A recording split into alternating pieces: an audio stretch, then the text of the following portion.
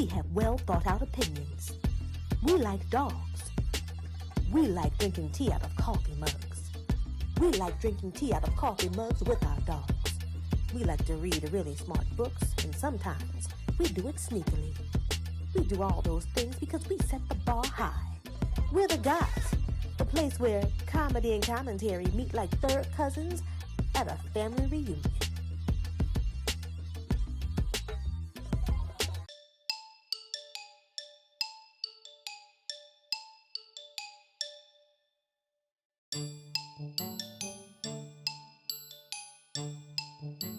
Well, what I want to know is why y'all didn't want to come to my Hampton's house last year.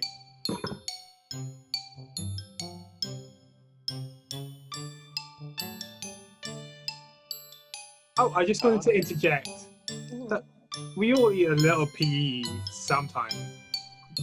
You can call me whatever you want, and I will accept it. Non-binary socialist sentiment attitudes towards hypocrisy in a post-apocalyptic world. She said the non-binary is the major. It's always an interesting Thanksgiving. It's free to everybody. I know St. Ives. Yeah, I'm gonna drink to that. You remember Willie? I lost my family to a lotto accident. And furthermore, none of us should be consuming marijuana, even if it is in fact legal, or that's construction, until they are setting everybody free from those jails for those drug convictions and overturning and expunging those records. We should not be having fun. Hello.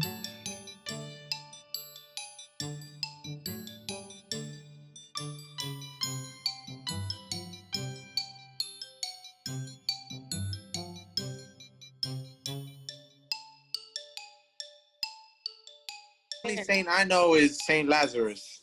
I know St. Ives.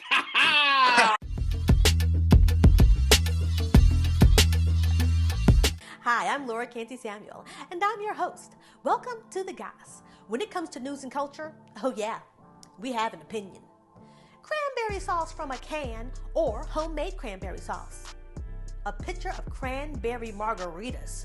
Either an emotional defense of your Uncle Rudy's nonsensical arguments or in celebration of being able to avoid your Uncle Rudy because your family is foregoing Thanksgiving dinner this year.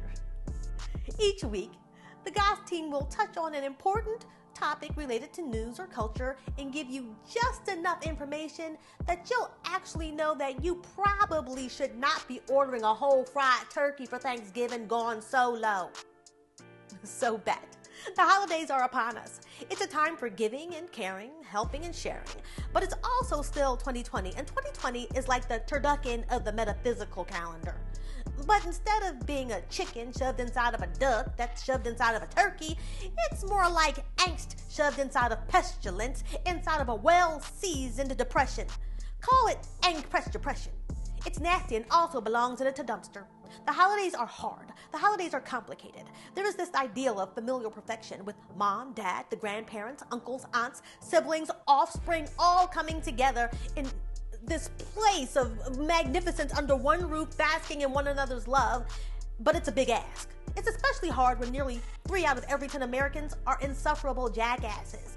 Now is normally the time where I count out my 5 hot takes on today's topic, but I decided to spell it out for you this time. Here it is, my hot goss on Thanksgiving.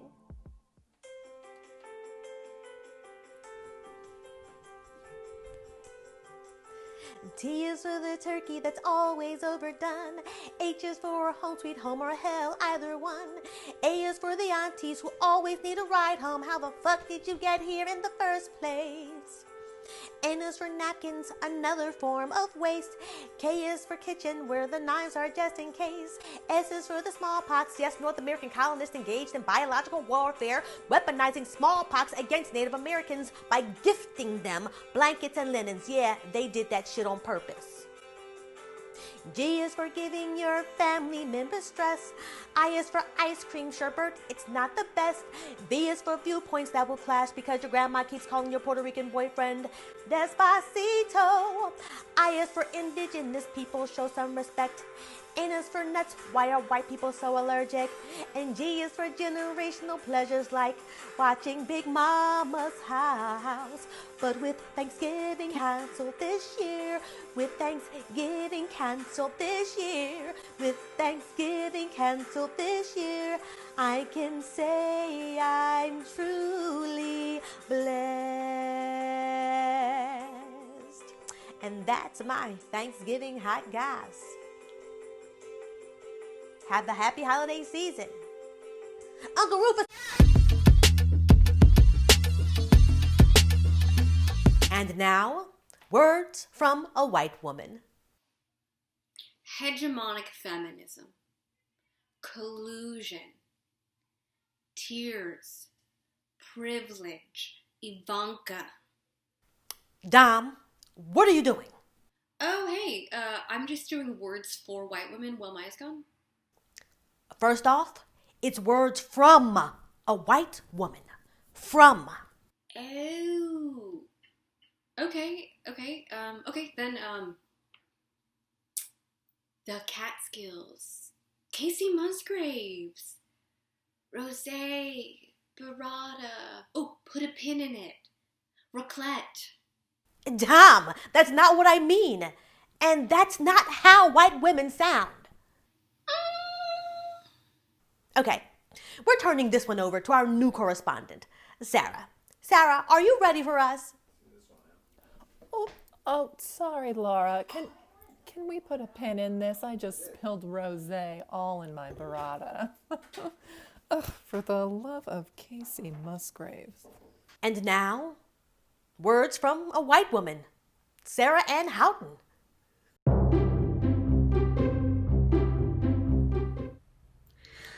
Thanks, Laura.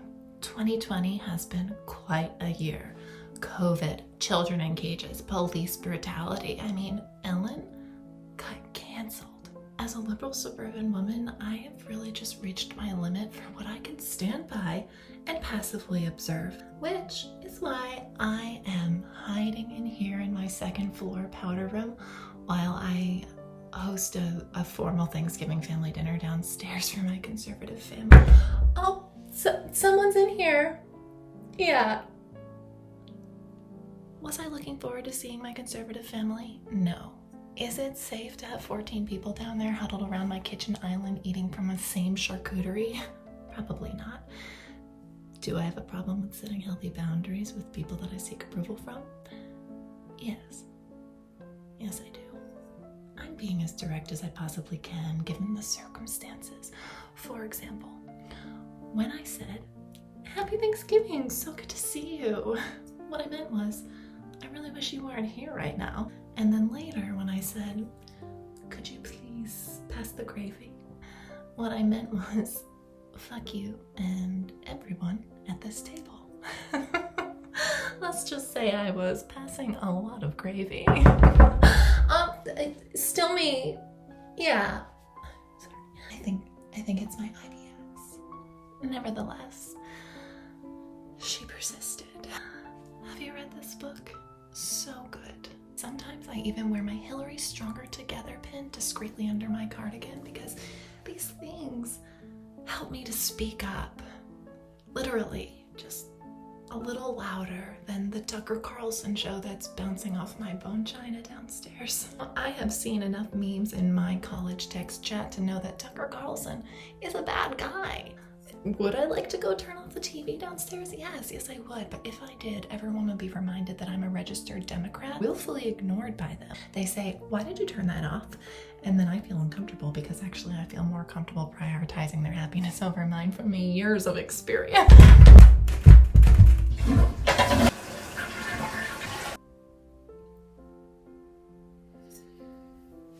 You know, holidays are a compromise. They can keep on watching Fox News and I'll just keep on crying in the kitchen pantry where only the children can see. Now this is a strategic political move because those kids are going to grow up and they'll remember that their Aunt Sally suffered for many years in a glass cage until she finally ran away. Now that's how Pennsylvania swings blue. So to all my tender-hearted feminine feminists braving the dinner table this holiday season, make your voice heard. You turn off that damn TV as soon as they leave and then slam your fist down into, I don't know, one of those Trader Joe's dark chocolate peanut butter cup tubs. Channel your rage into one of those moleskin journals, super cute. Read it to the kids before bedtime till you're sure it's doing enough lasting damage. Back to you, Laura.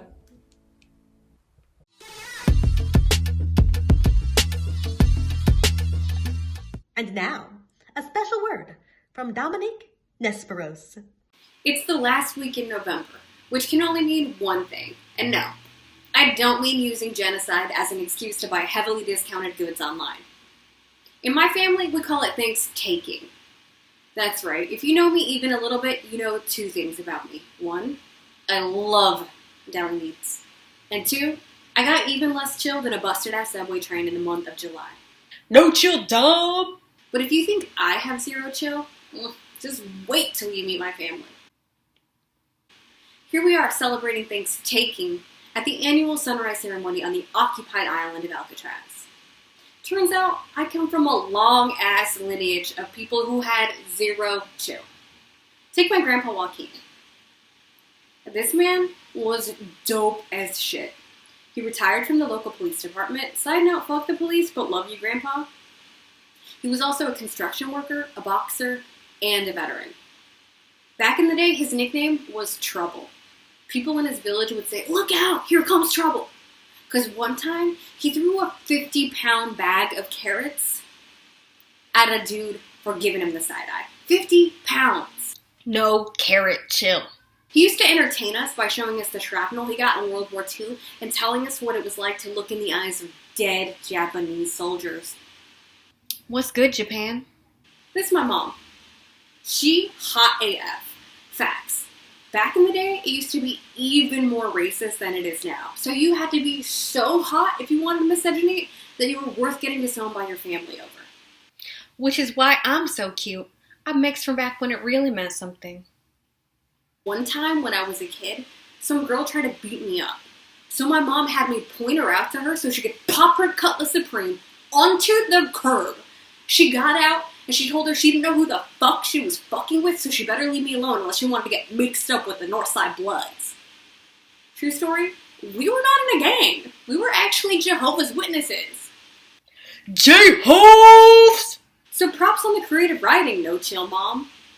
Side note, that cutlass wasn't a gangster whip. It was just a regular ass Mexican whip.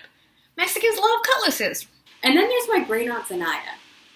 This is actually a picture of some random ass Mexican woman because my family couldn't afford a camera back then. But apparently, she once caught her boo creeping. And so she killed him. With an axe! No chill. Here's the moral of the story though. My family has no chill.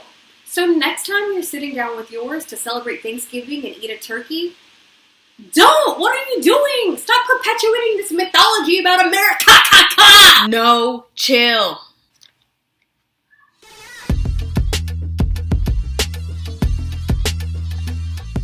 And now a word from Greg Cornejo. Hi, I'm Greg, my uncle.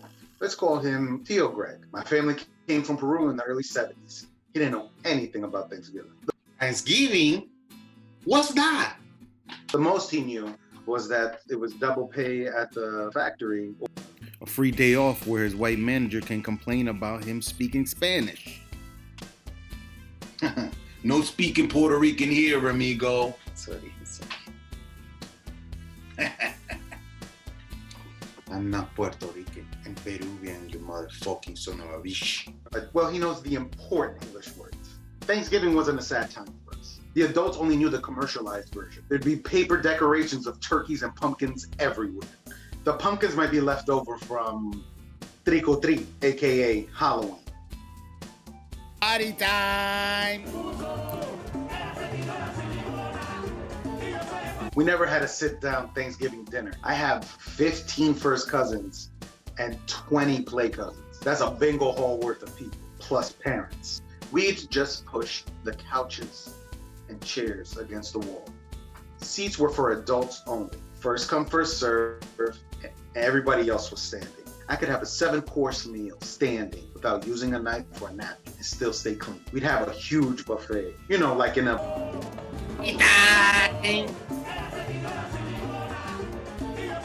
We'd have a nice roast turkey. To be honest, we'd eat turkey all the time. Thanksgiving, Christmas, a Wednesday. It was cheap, it was big, and the wings were delicious.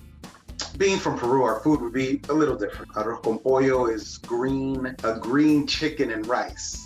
Good. An American Peruvian combo, potato salad with some lime. I know, but don't knock it till you tried it. And we'd always have Puerto Rican style arroz con gandules, which is rice with pigeon peas. Legend has it, if INS shows up and you point at the arroz con gandules and yell, "Wepa!" they disappear. I don't know if it's true, but that's what I was told. So we got older and woker, and we were less into pilgrims and more into...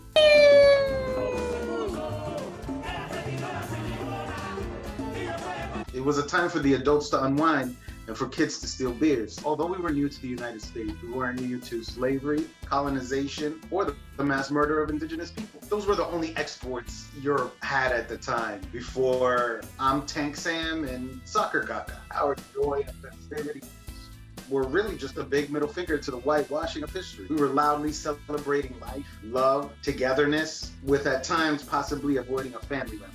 You know how that is. But never your fun uncle, Gil Greg. Where is he? I got a great business idea. Capitalism. Woo!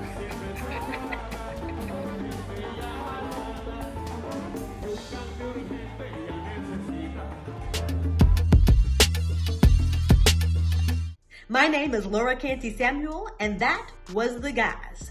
Like, follow, subscribe. Tune in the same time next week here on the Litverse.